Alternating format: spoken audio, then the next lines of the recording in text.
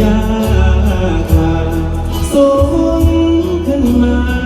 ท่วมหัวพี่เอง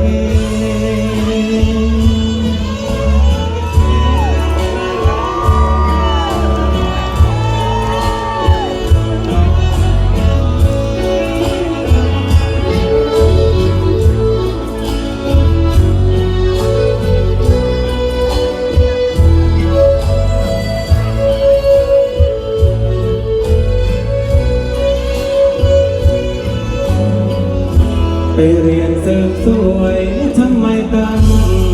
นานป้าลุงทางบ้านเขาห่วงหอยหาพี่